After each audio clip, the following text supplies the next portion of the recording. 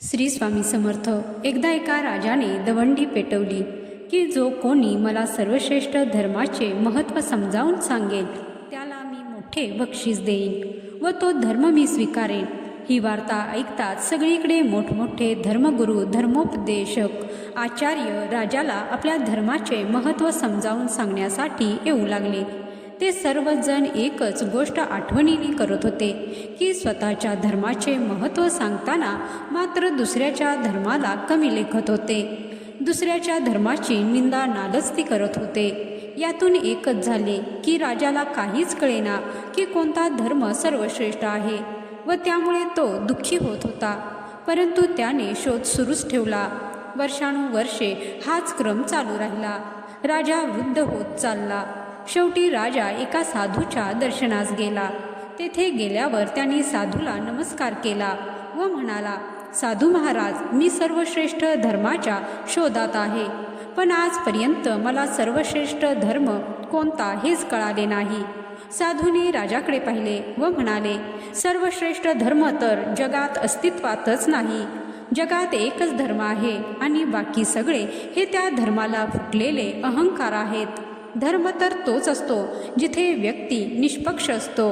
पक्षपात करणाऱ्या मनात धर्म राहूच शकत नाही। साधूचे हे बोलणे ऐकून राजा प्रभावित झाला। साधू पुढे जाऊन राजाला म्हणाला, राजन, चला आपण नदी पार करून पलीकडे जाऊया। नदी तीरावर दोघे पोहोचले।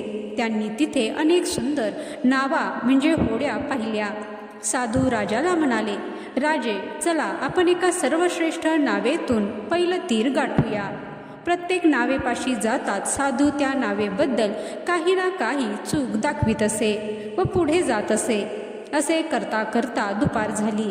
राजाला भूक लागली व त्रासून राजाने साधूला म्हटले, महाराज, आपल्याला नावेतून फक्त पलीकडे जायचे आहे।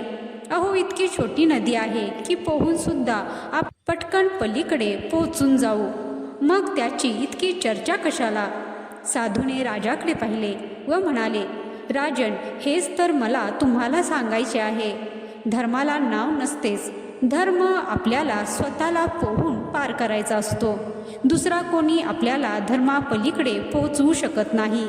आपल्याला जावे लागते। राजा सर्व काही समजून चुकला। तर या कथेचा बोध हाच की तुम्ही जो कोणता धर्म मानता किंवा ज्या कोणत्या देवावर तुमची निष्ठा आहे त्याच्यावर विश्वास ठेवा आणि त्या एकाच गोष्टीला मानून मोक्षाचा मार्ग सुकर करा। जय श्री स्वामी समर्थ।